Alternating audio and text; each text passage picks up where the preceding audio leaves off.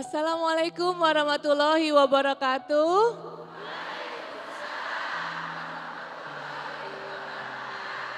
Kajian hati.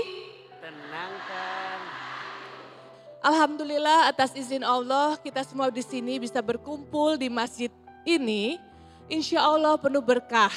Amin. Dan pada kesempatan kali ini kita akan membahas tema yang sangat menarik dan juga bermanfaat bagi kehidupan kita sehari-hari. Yaitu jadilah pemimpin duniaku untuk mendapatkan surganya. Baiklah, mari kita simak penjelasan langsung dari guru kita, Ustadz Hilman Fauzi, dipersilahkan.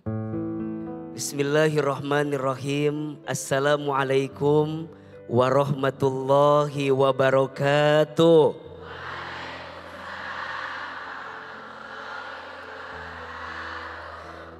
Bunda, jadilah pemimpin duniaku untuk mendapatkan surganya. Suami itu adalah pemimpin untuk istrinya. Suami adalah pemimpin di rumah tangganya. Sebagaimana Allah Subhanahu wa taala menyampaikan ar-rijalu qawwamuna 'alan nisa. Laki-laki itu adalah pemimpin untuk perempuan, untuk istrinya. Maka beruntunglah jika rumah tangga itu dihadirkan seorang suami yang baik.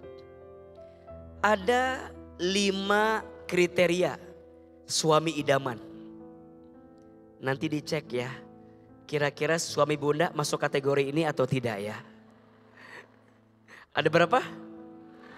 5 kriteria suami idaman atau pasangan idaman. Yang pertama, pasangan yang idaman itu adalah dia yang taat kepada Allah dan Rasulnya. Dia yang baik imannya. Dia yang bagus imannya. Kenapa? Kalau suami beriman kepada Allah, maka suami tidak akan menyakiti hati istrinya. Kalau suami baik imannya, maka dia tidak akan mudah mengkhianati pasangannya. Kenapa? Karena ketika dia mengkhianati pasangannya, berarti dia mengkhianati siapa? Allah Subhanahu wa ta'ala. Yang kedua, suami idaman itu cirinya adalah suami yang pandai mencukupi kebutuhan pasangannya. Cukup, bukan banyak. Maka suami yang baik adalah suami yang bisa mencukupi kebutuhan istrinya. Betul? Yang ketiga, suami idaman adalah suami yang ketika dia bicaranya menenangkan hati istrinya. Punya suami yang begitu?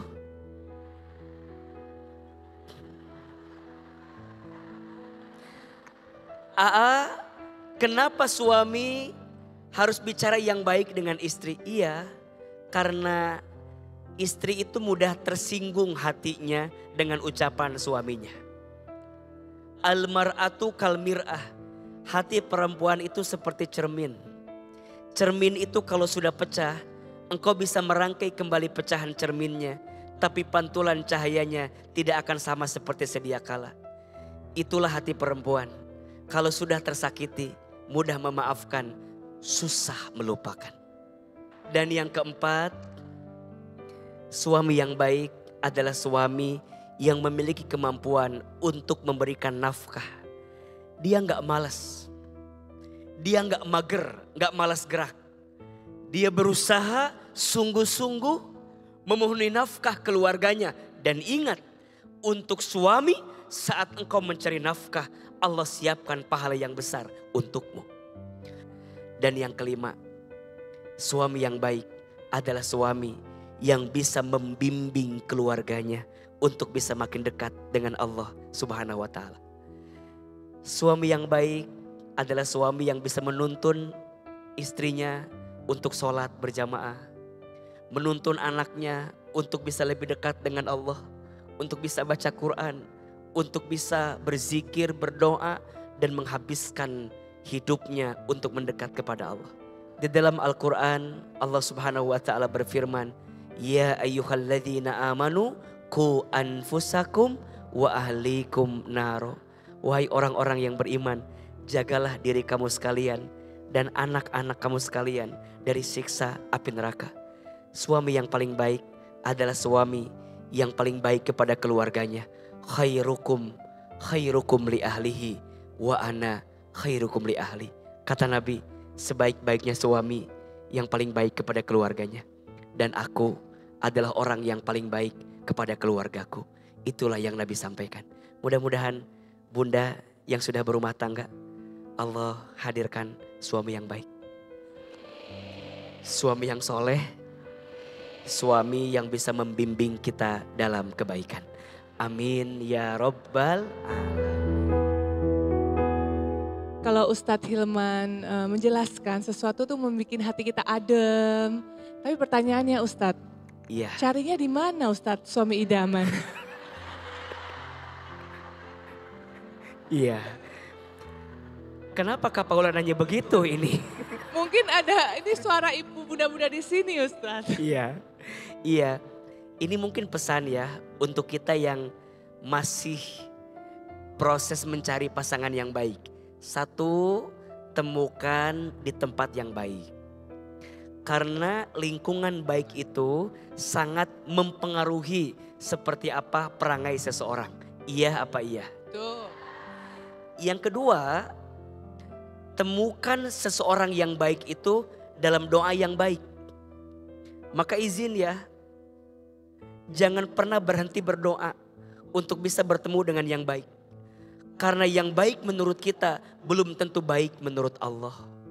Dan yang buruk menurut kita belum tentu buruk di mata Allah. Tapi yang baik menurut Allah pasti baik untuk kita. Dan yang ketiga, mohon maaf, banyak orang yang gak tahu. Banyak orang yang sibuk mencari yang terbaik, tapi dia lupa menjadi yang terbaik. Jadi kalau kita mau bertemu dengan pasangan yang baik, jangan sibuk mencari di mana pasangan baik. Sibukkanlah diri kita untuk menjadi orang baik. Sampai pada titiknya Allah pertemukan kita dengan orang yang baik. Insya Allah. Termasuk izin ya. Kalau kita pernah selesai dengan seseorang atau mungkin pernah gagal dengan seseorang, jangan pernah menutupi kebaikan Allah.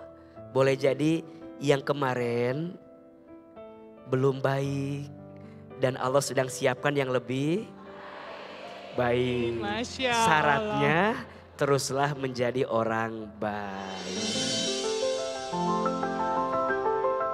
Baik, mungkin kalau tadi MC-nya dari hati, mungkin di sini ada bunda-bunda yang mau langsung bertanya ke Ustadz. Boleh, silahkan. Assalamualaikum warahmatullahi wabarakatuh Pak Ustadz. Waalaikumsalam warahmatullahi wabarakatuh. Perkenalkan saya Aida Saskia. Saya mau bercerita bahwa saya sedang berjuang melawan penyakit kanker stadium 3.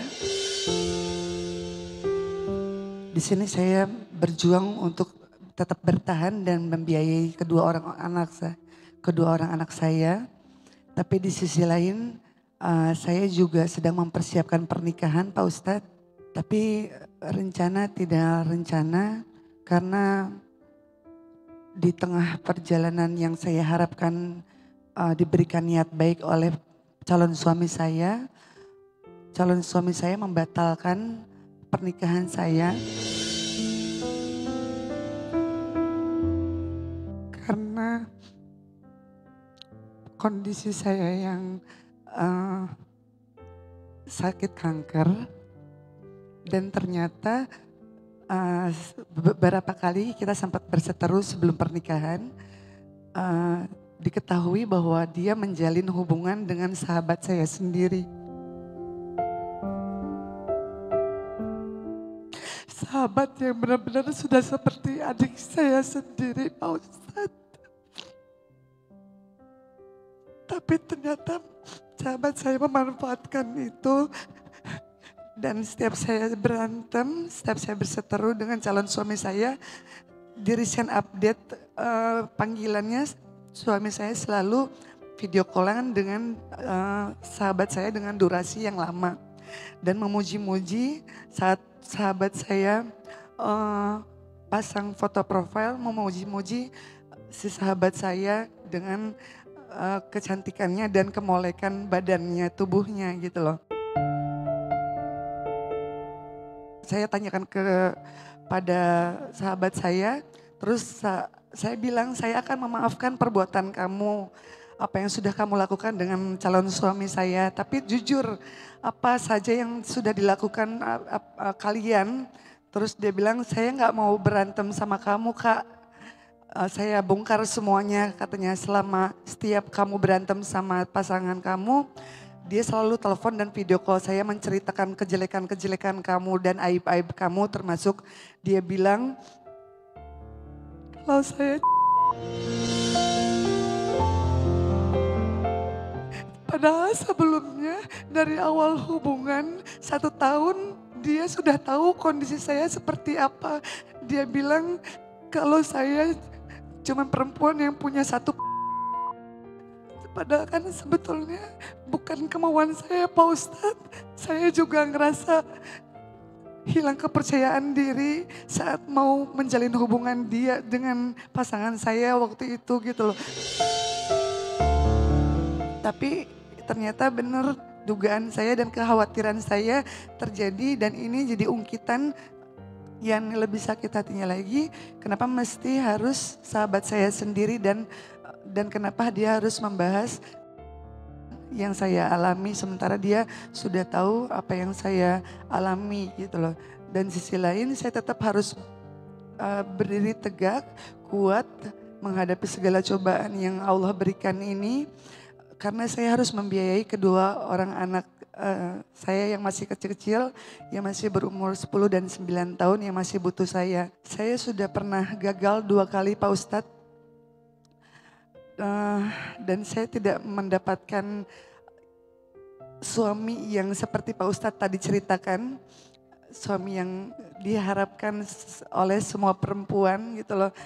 Dan saya sempat merasa trauma untuk berumah tangga lagi. Dan begitu saya membuka hati dengan si calon suami yang kemarin tiba-tiba setelah ditentukan tanggal 10 September kemarin seharusnya kami menikah.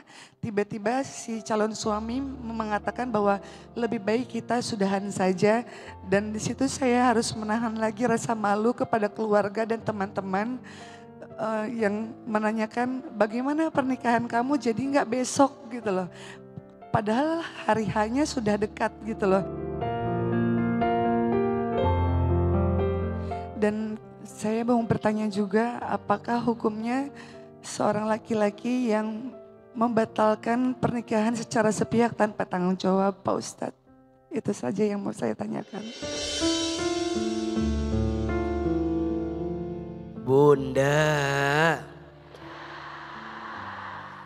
kita itu harus meyakini Allah tidak mungkin meletakkan takdirnya kepada kita kecuali Allah menyiapkan kebaikan untuk kita. Ada 2 hal yang ingin Ahilman sampaikan dari kisahnya Kak Aida. Yang pertama, gagal menikah dengan orang yang kita tahu tidak baik, itu lebih baik daripada memaksakan untuk menikah.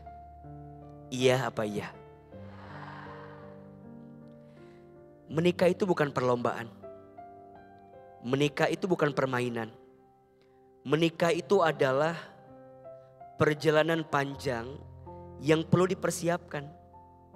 Kak Aida, jangan menangisi laki-laki yang kita tahu dia akan pernah menyakiti kita. Jangan menangisi laki-laki yang kita tahu kalau ini dipaksakan akan semakin bikin kita sakit dan terluka. Setuju atau tidak?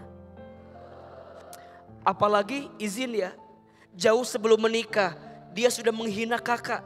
Lepaskan semua yang menyakiti karena hati terlalu berarti untuk diisi dengan orang yang pernah menyakiti. Setuju? Apalagi izin, mohon maaf. beliau juga berkhianat dengan sahabat sendiri, itu yang lebih menyakitkan. Maka kadang penting memilih lingkungan yang baik. Sangat penting memilih lingkungan yang baik. Memastikan dengan siapa kita bersanding. Memastikan dengan siapa kita berumah tangga itu menjadi penting. Maka sekarang setelah kemarin gagal, jangan membuat hati kita semakin gagal dengan tidak bisa move on dari semua kejadian itu. Maka apa yang harus dilakukan? Yang pertama, bersabar. Wasta'inu bis-sabri was-shalah. Innallaha ma'as sabirin. Minta tolonglah kepada Allah dengan apa? Sabar. Karena sesungguhnya Allah bersama dengan orang yang sabar. Tolong jawab. Allah lihat tidak sakit hati kita? Allah dengar tidak doa-doa kita? Allah menyaksikan tidak air mata kita? Menyaksikan. Tidak ada yang luput dalam pandangan Allah. Percayalah, setiap kebaikan pasti balasannya adalah kebaikan. Dan setiap keburukan balasan juga adalah keburukan. Yang kedua, yakin. Setelah badai pasti ada pelangi. Betul? Setelah kesulitan pasti akan ada apa? Kemudahan. Fa inna ma'al usri yusra. Inna ma'al usri yusra. Boleh jadi kegagalanmu pada satu hal adalah cara Allah menyelamatkanmu dari sesuatu yang tidak baik untukmu. Baru yang ketiga, mohon maaf, muhasabah. Introspeksi diri. Boleh jadi Kak Aida diuji dengan ujian yang berat seperti ini, mungkin ada dosa yang pernah kita lakukan. Sehingga dari dosa itu Allah hapuskan dengan ujian yang hari ini didatangkan. Percayalah, setiap ujian menghapuskan dosa. Kata Nabi SAW, tidaklah satu rasa sakit, rasa kecewa, rasa gelisah, bahkan duri yang pernah menusuk kaki seseorang, kecuali di saat itu Allah sedang menghapuskan dosa-dosanya. Introspeksi, muhasabah. Baru yang keempat, imani takdir Allah ini dengan penuh keikhlasan. Yang kedua, beliau bertanya, Aa, gimana kalau seorang laki-laki membatalkan janji pernikahan secara sepihak? Tentu jawabannya berdosa. Kalaupun batal harus ada alasannya. Tidak boleh membatalkan sepihak. Apalagi sudah lamaran, sudah tunangan, tinggal nunggu waktu. Kenapa? Karena membatalkan janji termasuk ciri di antara orang-orang yang munafik. Semoga Kak Aida dipertemukan dengan yang lebih baik.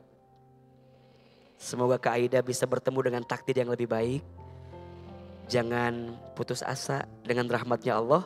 Karena rahmat Allah lebih berharga untuk kita curigai dengan kegelisahan di dalam hati kita. Insya Allah. Hancur banget sih gitu loh. Harus dihina sama pasangan yang sangat dibangga-banggakan, yang sangat diidam-idamkan untuk menjadi imam yang baik. Yang justru seharusnya seorang pasangan itu menutup aib pasangannya. Terus dan harus berseteru dengan sahabat sendiri hanya karena pasanganku mengincar sahabatku sendiri gitu. Itu campur aduk banget sih. Cuman ya aku sendiri kadang bingung gitu, harus ketawa, harus nangis gitu loh, karena cobaannya kok kayak ya Allah nih kok begini banget ya gitu loh. Bingung lah, lebih ke arah bingung gitu lah harus apa gitu.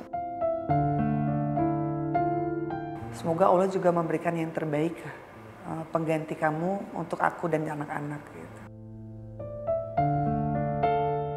Kedepannya sih lebih fokus ke mencari nafkah untuk anak-anak, fokus ke kerjaan gitu loh.